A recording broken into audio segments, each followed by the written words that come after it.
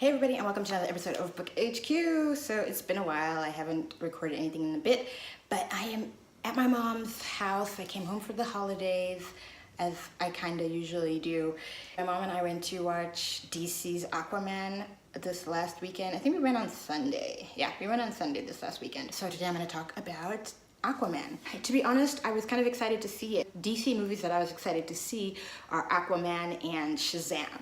And I was excited to see Aquaman because the trailers seemed good and his character development kind of shone through a little bit in the trailers, and it seemed like he became sort of a more interesting character than what we saw in Justice League. It really was quite good.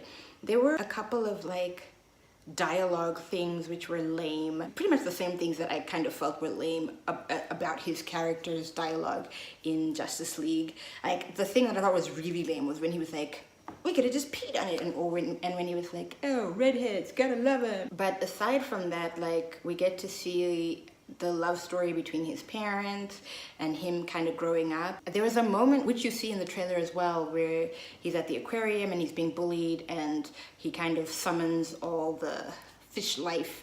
They come and they sort of stand behind him like his posse, and everybody's so afraid. I kind of felt like the people being afraid or being in awe of what they were seeing in the film was really overacted. Like, the two kids were so overacting, and the people behind moving back and everything. I felt like that was a bit overacted. It also felt sort of like a Harry Potter moment to me. Like, that scene reminded me of the time in Harry Potter where he first starts to speak to the snake on that school field trip. It was interesting in many ways. I kind of liked Amber Heard's character also. She was, I guess, the strong leading lady who eventually ends up being the love of his life. That was very predictable. The only issue that I had with that, again, is that this romance blossomed out of thin air. They were suddenly so in love, and my mom was like, where did this romance come from though? I mean, I could see where they were trying to build it from instances. They were in Italy, I believe they were in Sicily, and they were looking through the bottle and she kind of trips and falls into his arms. Or when she eats the rose and he eats the rose as well. Weird.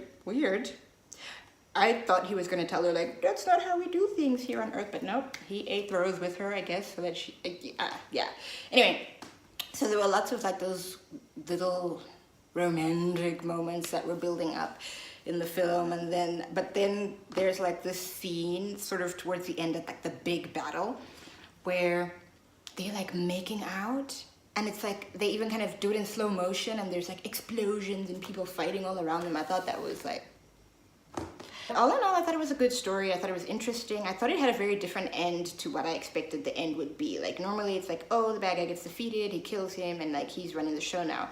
But there was sort of this weird oh, I'm not gonna kill the bad guy because he's my brother, and I'm gonna try and forgive him, and we're gonna try and do things differently, which I thought was a nice twist in the tale. It was nice to find out that his mom was still alive, and it was really sweet that she got to go back to his dad. The film is visually stunning. It is so stunning, which felt very much like the signature of James Wan. When at the end of the film, I didn't know anything about who was making the film or whatever, but at the end of the film, when I saw James Wan's name, I was yeah, of course, that explains why it was so visually stunning. Yeah, I mean, it was a superhero movie. It was his backstory. It was good. Was it better than Wonder Woman?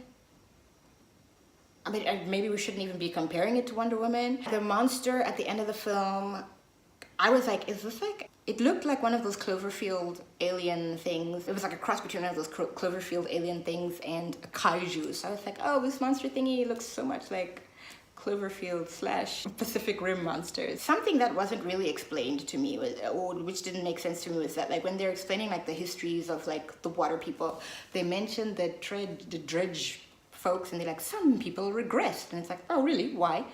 What led to that? Could we have a bit more information on that? It just wasn't there, but it would have been interesting to find out why. And why some of them, they're very human looking, and then the third kingdom, I forget what they're called, the bookish people, where they went and killed a king, they were humanoid, and then the dredge people were just completely monsters. And it would be interesting to find out why some of the people stayed people, and then slowly it changes. So that could have been interesting to explore and to develop more. It was a good film. It was much better than I expected it would be, and it was much better than a bunch of DC movies that I've seen recently. So I definitely would recommend you to go and watch it. If you've already seen the film, if you have any thoughts on the film, leave me a comment in the comments below. I'd like to know what your thoughts are. If you agree, if you don't agree. Thanks for watching. Subscribe if you already haven't. And don't forget to click on the bell so that you can be notified every time I post a new video. But until next time, keep reading and keep watching. Bye-bye.